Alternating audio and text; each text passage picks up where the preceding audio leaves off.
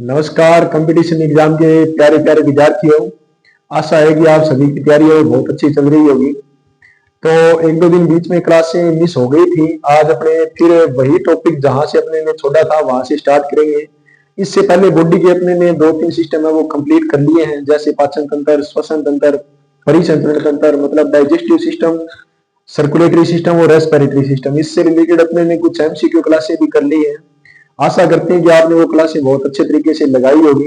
आज फिर अपने उत्सर्जन तंत्र जो अपना बचा हुआ टॉपिक है वो कंप्लीट करेंगे इस क्लास में। देखिए ध्यान से, नोट्स बना लीजिए साथ साथ में, या आपके पास जो भी कंपटीशन की बुक है उससे जो भी आपका टॉपिक कमजोर है वो आप हमें कमेंट बॉक्स के अंदर बता सकते हैं लिखकर।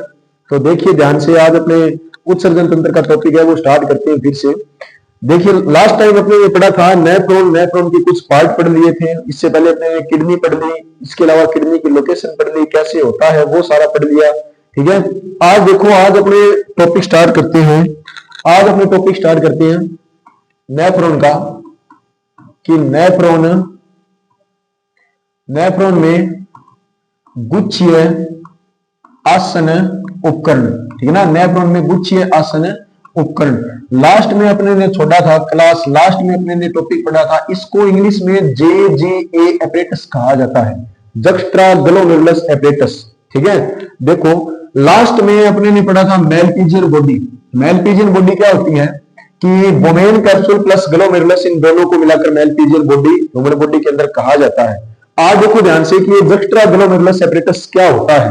ठीक है, तो देखो इस प्रकार से अपना एक छोटा सा कप शेप या पैलेनुमा भाग होता है जिसको क्या कहा जाता है, बोमेन कैप्सूल।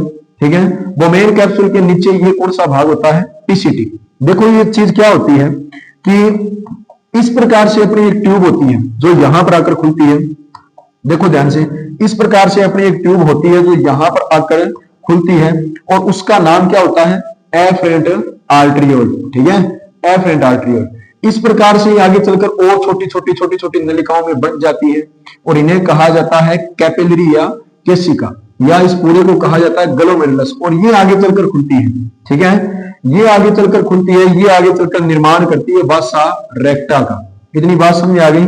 अब होगा क्या कि जैसे मान लीजिए ये नेफ्रॉन है, ठीक है ना, नेफ्रॉन में ये पीसीटी पार्ट है और पीसीटी पार्ट में ये आ गया लूप ऑफ हेनले, और लूप ऑफ हेनले के बाद में इधर एक पार्ट बनेगा कौन सा, डीसीटी।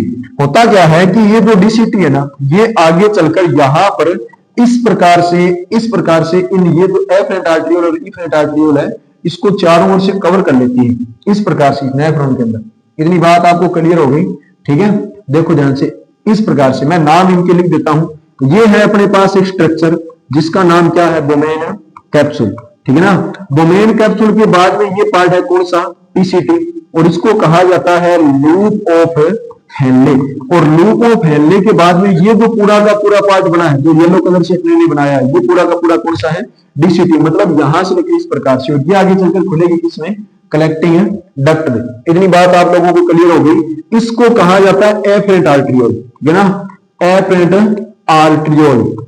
और एफरेंट आर्टरियोल के बाद में ये जो है ना यहाँ पर ट्यूब, ये कौन सी है, ये यहाँ पर ट्यूब बना, ये है इफरेंट आर्टरियोल, इफरेंट आर्टरियोल। इतनी बात समझ आ गई। अब देखो ध्यान से, एफरेंट आर्टरियोल, इफरेंट आर्टरियोल के बाद में अपने पास है यहां पर, अपने पास ये जो इफरेंट आर्टरियोल और एफरेंट आर्टरियोल है ना, इसमें इस प्रकार से छोटी छोटी सेल का ग्रुप पाया जाता है यहां पर। इतनी बात समझ आ गई। एफरेंट आर्टरियोल और दूसरा कहां पर, इफरेंट आर्टरियोल में इस प्रकार से सेल पाई जाती है। ठीक है, इस प्रकार से जो सेल पाई जाती है ना, तो ये जो यहां पर सेल है जितनी भी, ये जो यहां पर सेल है इसको कहा जाता है JG cell, JG cell, juxta glomerulus cell. पहला तो भाग हो गया ये। इतनी बात समझ आ गई। जक्स्ट्रा ग्लोमेरुलस सेल, ये यहाँ पर एक हार्मोन निकालेगी और उस हार्मोन का नाम क्या होगा, रेनिन हार्मोन। इतनी बात आप लोगों को क्लियर हो गई। ये बात याद रखना कि ये किडनी या नेफ्रॉन के अंदर किसको कंट्रोल करता है, बीपी को कंट्रोल करता है, ये जो हार्मोन है। इतनी बात समझ आ गई। अब देखो ध्यान से, यहां पर ये जो डीसीटी पार्ट है इसमें इसके बिल्कुल पास में, इस ग्लोमेरुलस के पास में यहां पर एक पर्टिकुलर टाइप की सेल पाई जाती है इस प्रकार से। इतनी बात समझ आ गई। इस प्रकार से पर्टिकुलर टाइप की सेल पाई जाती है और इसको कहा जाता है यहां पर मैकुला डेंसा। ठीक है ना, क्या कहा जाता है, मैकुला डेंसा। इतनी बात आप लोगों को क्लियर हो गई। मैकुला डेंसा के बाद में अब ये जो यहाँ पर अपने बीच वाला पार्ट जो यहाँ पर बचा है, ठीक है ना, ये जो बीच वाला पार्ट यहाँ पर बचा है ना, इसमें इस प्रकार से छोटी छोटी सेल पाई जाएगी, ठीक है। इस प्रकार से यहाँ पर छोटी छोटी क्या पाई जाएगी, सेल, और इनका नाम होता है यहाँ पर कौन सा, इनका यहाँ पर नाम होता है लेसिस सेल, ठीक है ना, लेसिस सेल, या इन्हीं को कहा जाता है पोल्किनस सेल, ठीक है, या इन्हीं को कहा जाता है मेसेंजियल सेल। इतनी बात आप लोगों को क्लियर हो गई, ठीक है ना। देखो ध्यान से, तीन पार्ट है अपने पास, तीन पार्ट कौन कौन से, एक तो एफरेंट आर्टरियोल, इनसे क्या निकलेंगे, इफरेंट आर्टरियोल। इनके अंदर जो सेल है इन्हें क्या कहा जाता है, जेजी सेल। इतनी बात समझ आ गई। जेजी सेल के बाद में ये आ गया ग्लोमेरुलस। ग्लोमेरुलस के ऊपर की ओर कुछ स्पेसिफिक टाइप की सेल पाई जाती है जिन्हें क्या कहा जाता है, लेसिस सेल, पोल्किनस सेल या मेसेंजियल सेल। आगे बात समझे, डीसीटी के अंदर की ओर, डीसीटी का वो पार्ट जो यहाँ पर ग्लोमेरुलस को टच करता है, इतनी बात समझ आ गई। ग्लोमेरुलस के पास वाला पार्ट, इसके अंदर स्पेसिफिक टाइप की सेल जिन्हें क्या कहा जाता है, मैकुला डेंसा। ये तीनों की तीनों मिलकर एक एपरेटस या उपकरण का निर्माण करती है नेफ्रॉन के अंदर, जिसे क्या कहा जाता है, जेजी एपरेटस या गुच्छीय आसन उपकरण कहा जाता है। इतनी बात समझ आ गई। देखो ध्यान से, मैं यहाँ पर दूसरे पेज में लिख देता हूं। यहाँ पर देखो ध्यान से, अपने ने किस प्रकार से वो स्ट्रक्चर बनाई थी। ये हो गया बोमेन कैप्सूल, ठीक है।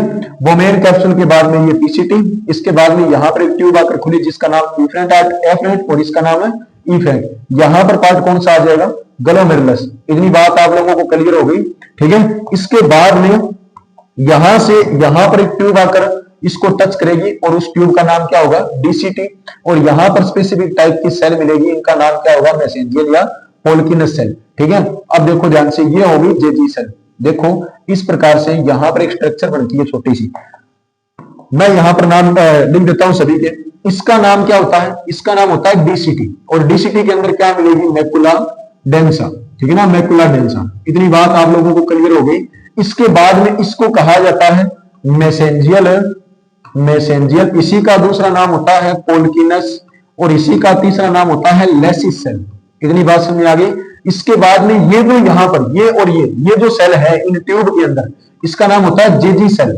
इतनी बात समझ आ गई। और इन तीनों को मिलाकर यहां पर क्या कहा जाता है, जेजीए एपरेटस कहा जाता है, जेजीए एपरेटस। और जेजी एपरेटस इसको हिंदी में कहा जाता है गुच्छीय आसन उपकरण।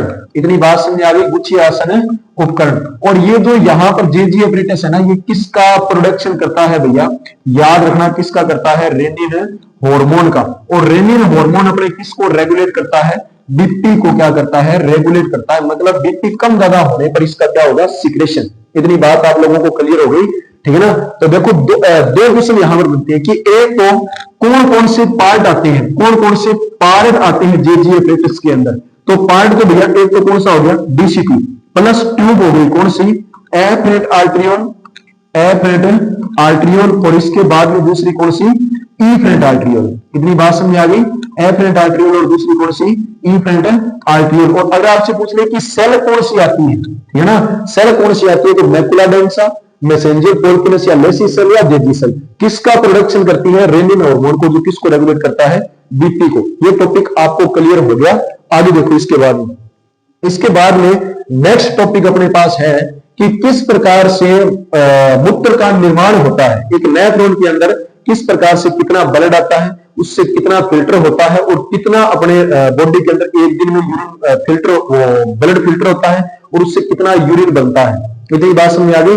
मतलब मूत्र निर्माण की क्रिया विधि पढ़ेंगे अपने, आगे बात समझे, ठीक है ना। मैकेनिज्म ऑफ यूरिन फॉर्मेशन, इसको इंग्लिश में कहा जाता है मैकेनिज्म ऑफ यूरिन फॉर्मेशन, ठीक है ना, मैकेनिज्म ऑफ यूरिन फॉर्मेशन।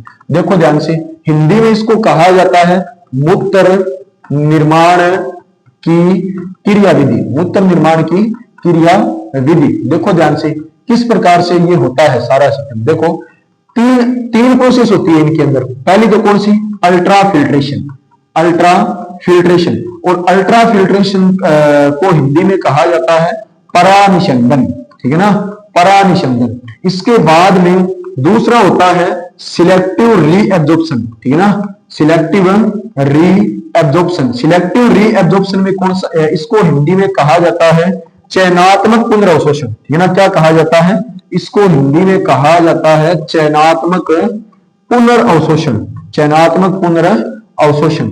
इतनी बात समझ आ गई। इसके बाद में तीसरा कौन सा होता है, तीसरे का नाम होता है ट्यूबुलर सिक्रेशन, ठीक है ना। ट्यूबुलर सिक्रेशन, ट्यूबुलर सिक्रेशन का मतलब होता है यहां पर नलिकीय स्त्रावन, ठीक है। इसको हिंदी में क्या कहा जाता है, नलिकीय स्त्रावन। किस प्रकार से ये प्रक्रिया होती है, देखो ध्यान से।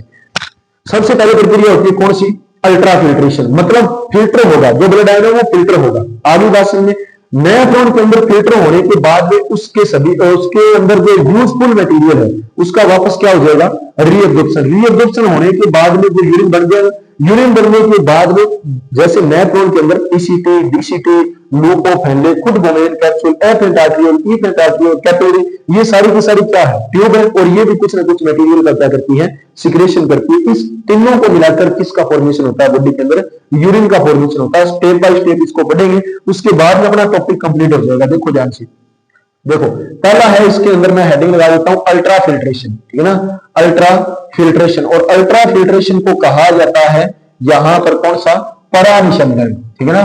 परानिशंदन क्या होता है, देखो ध्यान से, बिल्कुल ध्यान से देखो। परानिशंदन या अल्ट्रा फिल्ट्रेशन में क्या होता है कि आपके हाइट से 1 मिनट में लगभग 5 लीटर ब्लड पंप किया जाता है। मान लेते हैं एमएल में कितना, 5000 ml। इतनी बात समझ आ गई। उस 5000 ml का कुछ ब्लड आपके कहां पर चलाता है, लीवर के अंदर। आगे बात समझे, लगभग 20% पार्ट चलाता है। वो 20% पार्ट जो लीवर के अंदर गया था, वो लीवर से क्या लेके आएगा आपकी किडनी के अंदर, यूरिया, ठीक है। यूरिया लेके आएगा, और यूरिया लाने के बाद में किसमें ले आएगा, वो किडनी के अंदर। किडनी से कौन से, 10-10 लाख नेफ्रॉन के अंदर। आगे बात समझे, जिसे क्या कहा जाता है, किडनी की फंक्शनल और स्ट्रक्चर यूनिट, ठीक है। अब देखो ध्यान से, इस प्रकार से जैसे मान लीजिए कि यहां से ब्लड आया था, जैसे ये नेफ्रॉन है अपने पास, एक नेफ्रॉन की बात करते हैं, लगभग सभी नेफ्रॉन के ऊपर आपको लागू करनी है। आगे बात समझे, इस प्रकार से ये नेफ्रॉन है, ठीक है ना। नेफ्रॉन के बाद में यहां पर सबसे पहले ये आता है लूकोफेनले का, कौन सा, लूकोफेनले के अलग अलग पार्ट, और इसके बाद में डीसीटी, और डीसीटी के बाद में कलेक्टिंग डक्ट। देखो ध्यान से, यहां से ट्यूब खुलेगी जिसका नाम है एफरेंट आर्टरियोल, इसके बाद में ग्लोमेरुलस, और इसके बाद में इफरेंट आर्टरियोल। आप बोलोगे कि सर बार बार ये नाम क्यों ले रहे हैं, बार बार नाम लेने से रिपीटिंग मोड में आपको सब कुछ क्लियर हो जाएगा। इतनी बात समझ आ गई, आप कभी भी इन पार्टों का नाम भूलोगे नहीं, ठीक है। अब इसके बाद में देखो, सबसे पहले इसको क्या कहा जाता है, एफरेंट आर्टरियोल, ठीक है ना। एफरेंट आर्टरियोल, एफरेंट आर्टरियोल से ब्लड आएगा भैया, ठीक है। ब्लड आएगा इस प्रकार से, और ब्लड आएगा 5000 ml का 20%। आगे बात समझे, लगभग अपने मान लेते हैं कि यहां पर ब्लड आता है कितना, 1100 से कितना ब्लड आता है, 1200 ml। आगे बात समझे, इस 1100 से 1200 ml ब्लड का टोटल पार्ट होता है कितने, 2। एक तो होता है सॉलिड पार्ट, ठीक है, जिसके अंदर ब्लड कार्पल्स आती है, कितना होता है, 45%। और दूसरा इसका कौन सा पार्ट होता है, लिक्विड, जिसके अंदर प्लाज्मा होता है। आगे बात समझे, और वो प्लाज्मा है ना, वो यहाँ पर क्या हो जाएगा, फिल्टर हो जाएगा। इतनी बात समझ आ गई। इसके बाद में जैसे देखो 1100 से 1200 ml ब्लड जैसे इस ग्लोमेरुलस के अंदर आया, तो यहां से स्लिट पोर या पोडोसाइट सेल से जिन स्लिट पोर का फॉर्मेशन होता है, उससे वो फिल्टर हो जाएगा। इतनी बात समझ आ गई। फिल्टर होगा तो उसका लगभग 55% पार्ट यहां पर आ जाएगा। लगभग कितना ml होता है, 650 ml। आगे बात समझे, उस 650 ml को यहां पर कहा जाता है आरपीएफ, ठीक है ना। क्या कहा जाता है, आरपीएफ। पूरा नाम होता है रीनल प्लाज्मा फ्लो, ठीक है ना। क्या नाम होता है, renal plasma flow. Renal organ के अंदर किसका फ्लो हो रहा है भैया, प्लाज्मा का, इसलिए इसका नाम क्या पड़ा है, रीनल प्लाज्मा फ्लो। इतनी बात समझ आ गई। अब देखो 650 ml ब्लड जैसे ही फिल्टर होगा, 650 ml ब्लड का इस वोमेन कैप्सूल के अंदर पार्ट आएगा कितना, 125 ml। आगे बात समझे, मतलब इस 1100 से 1200 ml ब्लड का कितना पार्ट फिल्टर होना है, 55% पार्ट फिल्टर होना है, जिसको क्या कहा जाता है, प्लाज्मा। और उसका 650 ml जो ब्लड है ना, वो फिल्टर होके नीचे 650 ml से ब्लड फिल्टर होके नीचे आ जाएगा कितना, 125 ml। फिल्टर कितना होना है, 650 ml। इसे क्या कहा जाता है, रीनल प्लाज्मा फ्लो। और फिल्टर होके नीचे कितना आया है, 125 ml। और इसे क्या कहा जाता है, इसे कहा जाता है GFR। पूरा नाम होता है ग्लोमेरुलस फिल्ट्रेशन रेट, ठीक है ना। क्या नाम होता है, ग्लोमेरुलस फिल्ट्रेशन रेट। इतनी बात समझ आ गई।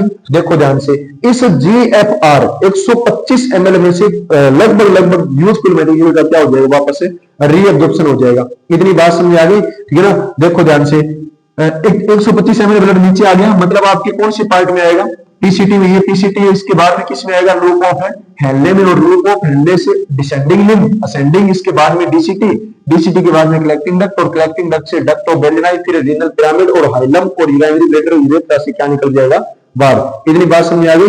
ये इतना होता है अल्ट्रा फिल्ट्रेशन के अंदर, मतलब आपके ब्लड का 125 ml पार्ट क्या कहलाता है, जो नेफ्रॉन बन रहा है उसे क्या कहा जाता है, GFR। सीधा क्वेश्चन पूछा जाता है ग्लोमेरुलस फिल्ट्रेशन रेट कितनी होती है, कितनी होती है, 125 ml। और इसके बाद में रीनल प्लाज्मा फ्लो कितना होता है, 650 ml। इतनी बात आप लोगों को क्लियर हो गई।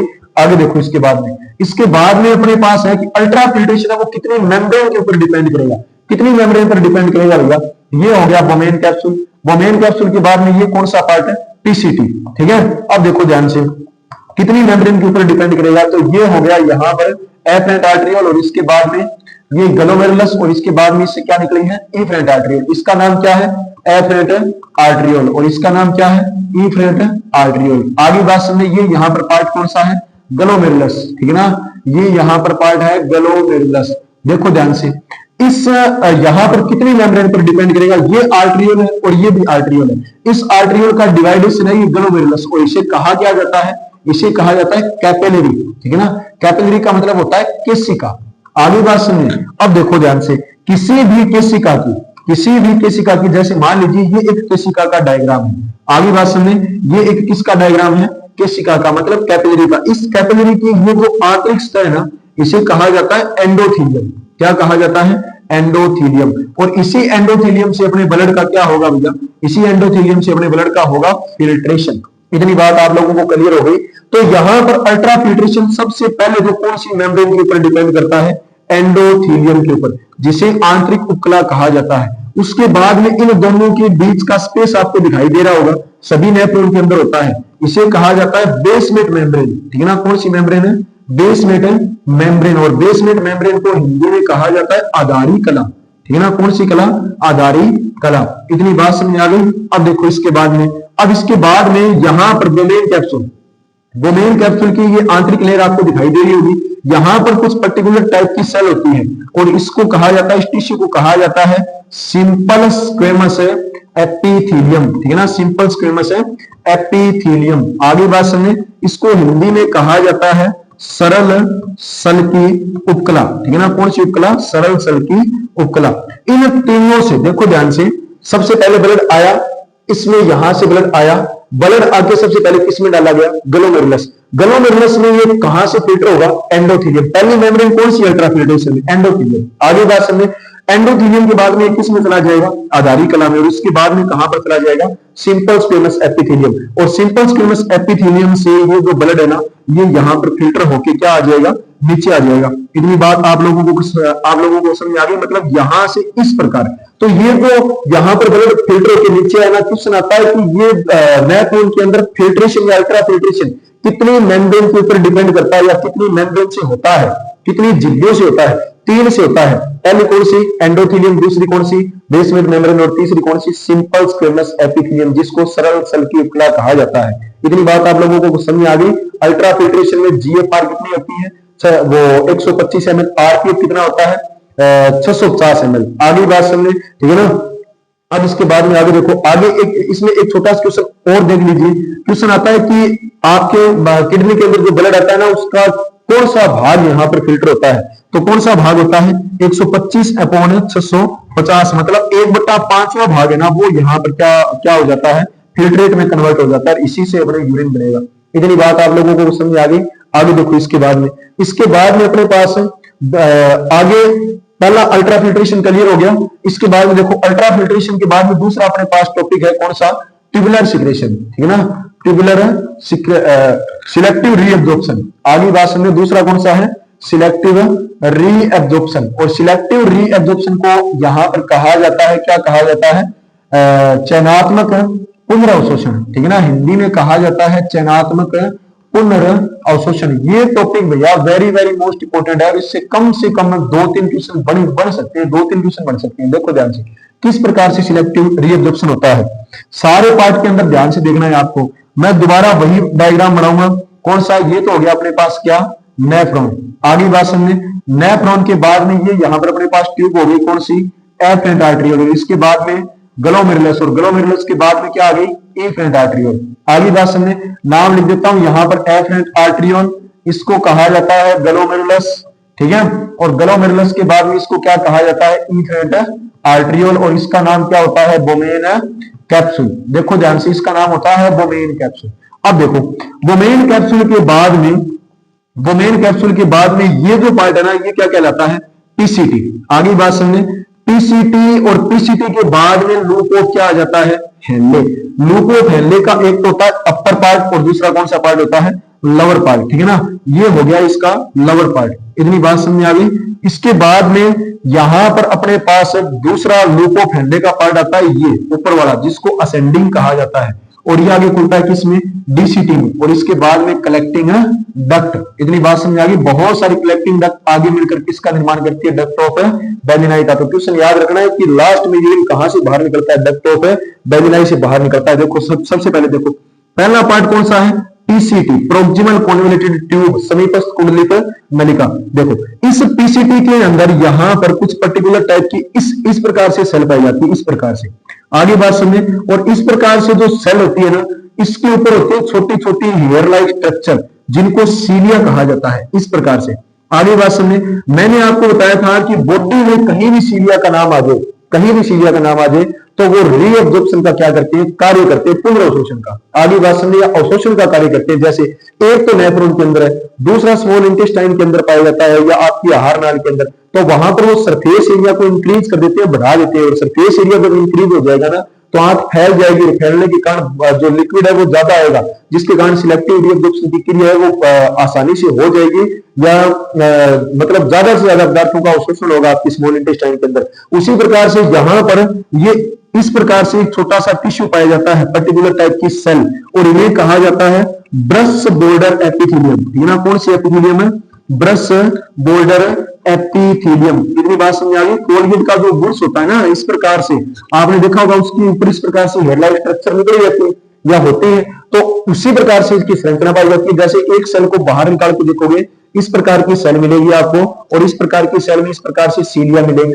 आगे बात समझे, तो ये बहुत सारी कोशिकाएं इसके अंदर होती हैं, तो इस पूरे टिश्यू को कहा जाता है ब्रश बॉर्डर एपिथेलियम। आगे बात समझे, इसके बाद में देखो, इसके बाद में ये जो पार्ट है ना, ये है लूप ऑफ हेनले। ठीक है ना, loop of Henle. Loop of Henle की ये जो आर्म आपको दिखाई दे रही है, इसको कहा जाता है कौन सी, डिसेंडिंग। यहाँ क्या कहा जाता है, डिसेंडिंग। इतनी बात समझ आ गई। इसके बाद में ये जो इधर वाली है, इसे क्या कहा जाता है, असेंडिंग। इतनी बात समझ आ गई। डिसेंडिंग को अवरोही और असेंडिंग को आरोही। इतनी बात समझ आ गई। देखो ध्यान से, अब इसके बाद में इसके अंदर ये जो यहां पर अपने लिए असेंडिंग और डिसेंडिंग बनाई है ना, इसमें इस प्रकार से यहां पर भी एक पर्टिकुलर टाइप का टिश्यू मिलता है भैया। आगे बात समझे, यहां पर भी मिलेगा, सेम दोनों के अंदर सेम होता है, असेंडिंग और डिसेंडिंग के अंदर पर्टिकुलर टाइप का टिश्यू मिलता है, और इसे कहा जाता है सिंपल स्क्वेमस एपिथेलियम। ठीक है ना, कौन सा एपिथेलियम है, सिंपल स्क्वेमस एपिथेलियम, सरल सल्फी उपकला। यहां पर जो पर्टिकुलर टाइप का टिश्यू मिलेगा वो मिलेगा इस प्रकार से। आगे बात समझे, और ये बना होता है फ्लेटेड स्क्वेमस एपिथेलियम से। कौन से, फ्लेटेड स्क्वेमस एपिथेलियम से, या इसे सरल चपटी उपकला कहा जाता है। इतनी बात समझ आ गई। आगे देखो, इसके बाद में अब देखो, ब्रश बॉर्डर एपिथेलियम क्या काम करेगा कि जितना भी फिल्ट्रेट यहां से फिल्टर होकर नीचे आएगा, जितना भी फिल्ट्रेट यहां से फिल्टर होकर नीचे आएगा, उसका 70% भाग, ठीक है ना, 70% भाग या 70% पार्ट मैं यहां पर लिख देता हूं।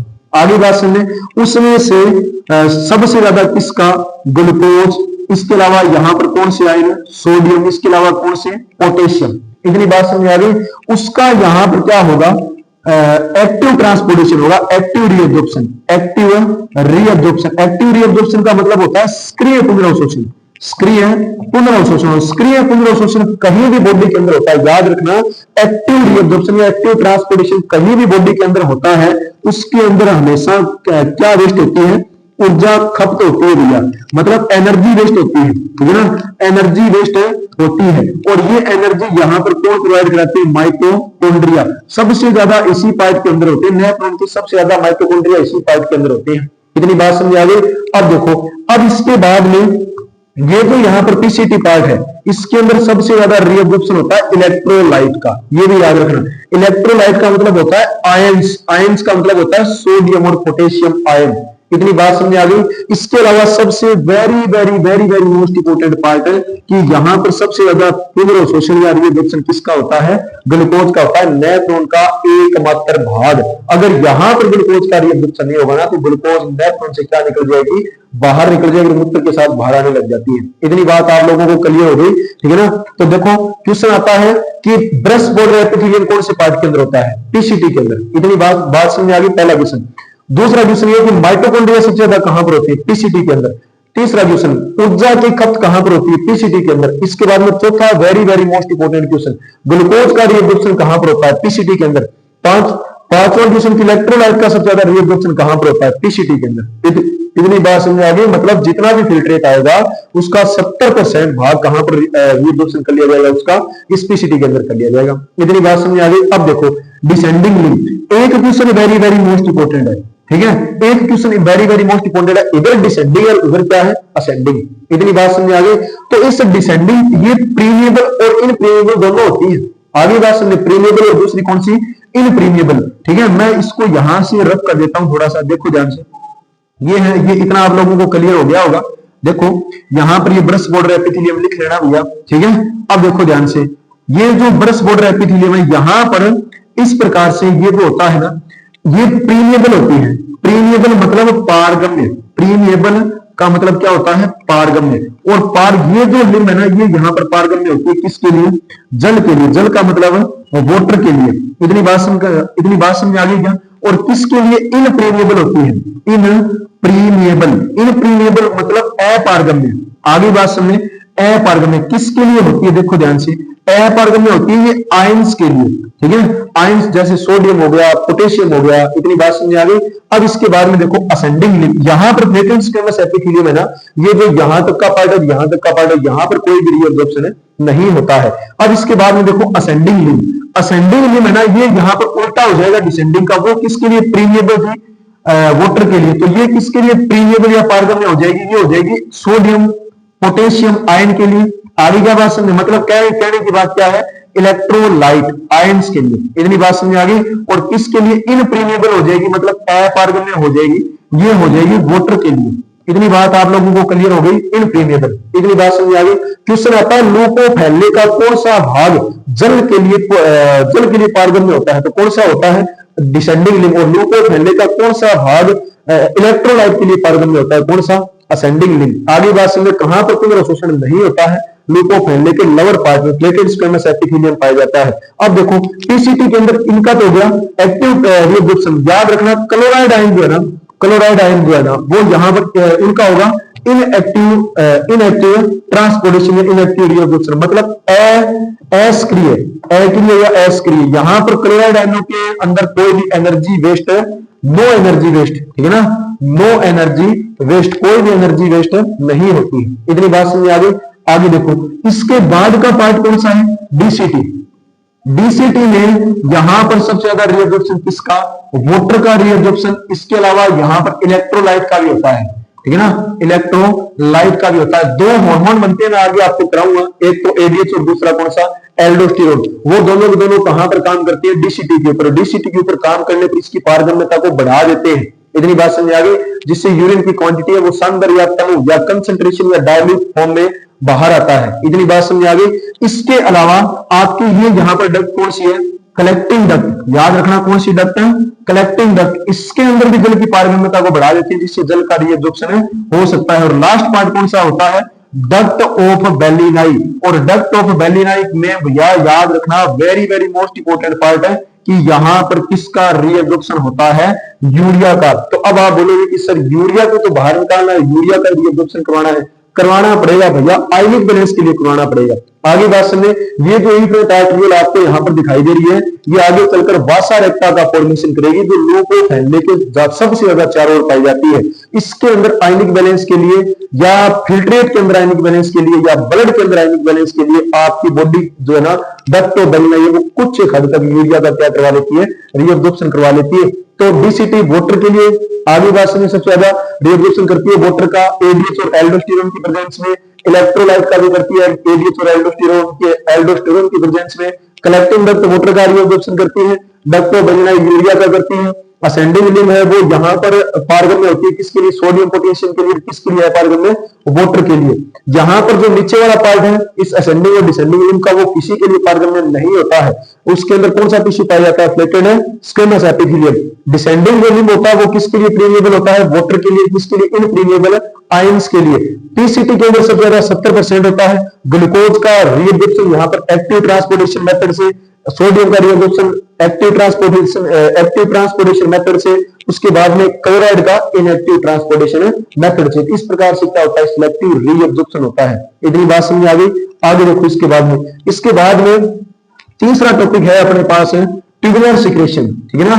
ट्यूबुलर सिक्रेशन, ट्यूबुलर सिक्रेशन का मतलब क्या होता है, हिंदी में इसको क्या कहा जाता है, हिंदी में इसको कहा जाता है नलिकीय स्त्रावण, ठीक है ना। क्या कहा जाता है, नलिकीय स्त्रावण। और नलिकीय स्त्रावण जो भैया होता है ना, ट्यूबुलर सिक्रेशन जो होता है वो लगभग सभी पार्ट से किया जाता है। कौन कौन से पार्ट से, ग्लोमेरुलस से भी किया जाएगा, ग्लोमेरुलस से भी किया जाएगा, पीसीटी से भी किया जाएगा, डीसीटी से भी किया जाएगा, लूप ऑफ हेनले से भी किया जाएगा, लूप ऑफ हेनले से भी किया जाएगा। इसके बाद में कलेक्टिंग डक्ट से भी किया जाएगा। और इसके बाद में आपके एक और कौन से पार्ट से किया जाएगा, बोमेन कैप्सूल से। रीजन ये है कि ये सारे के सारे पार्ट किससे बने हैं, सेल से बनी। अपनी पूरी की पूरी बॉडी किससे बनी है, सेल से बनी है। और जहां पर भी सेल अपनी बॉडी के अंदर पाई जाएगी वो रीअब्जॉर्प्शन का कार्य भी करेगी, सिक्रेशन का कार्य भी करेगी, मतलब अवशोषण भी करेगी किसी भी चीज का, और कई पदार्थों को बाहर निकालने का कार्य भी करेगी। देखो ध्यान से, यहां पर ये जो सिक्रेशन करती है ना, ये करती है यूरिक एसिड का, ठीक है ना। यूरिक एसिड अगर बना तो आगे बात समझे, यूरिया का करती है फिल्ट्रेट के अंदर, क्लोराइड आयनों का करती है, सोडियम आयनों का करती है, पोटेशियम आयनों का करती है, बाइकार्बोनेट आयनों का करती है। इसके बाद में हिप्यूरिक एसिड का करती है, ठीक है ना। कौन से एसिड का, हिप्यूरिक एसिड का, जो अपनी बॉडी के अंदर बनता है। इसके अलावा क्रिएटिनिन का करती है, ठीक है, क्रिएटिनिन का करती है। इसके अलावा यहां पर और मेडिसिन का करती है, ठीक है, मेडिसिन। इसके अलावा कोई भी थोड़ा बहुत मान लीजिए ड्रग्स की फॉर्म में कुछ भी बना तो उसका यहां पर रीअब्जॉर्प्शन करती है, और इन सभी पदार्थों का रीअब्जॉर्प्शन करके ये यहां पर किसके अंदर डाल देती है, फिल्ट्रेट के अंदर डाल देती है। इतनी बात समझ आ गई क्या, ये होता है सिलेक्टिव रीअब्जॉर्प्शन, ठीक है ना। तो अपने ने पढ़ा है कि मूत्र निर्माण की क्रियाविधि में फॉर्मेशन ऑफ यूरिन मैकेनिज्म के अंदर 3 प्रोसेस, अल्ट्राफिल्ट्रेशन, सिलेक्टिव रीअब्जॉर्प्शन और ट्यूबुलर सिक्रेशन। आगे बात समझो, ट्यूबुलर सिक्रेशन में इन पदार्थों का सिक्रेशन करती है। अल्ट्राफिल्ट्रेशन 3 मेम्ब्रेन या 3 झिल्ली से होता है। पहले एंडोथेलियम, उसके बाद में कौन सी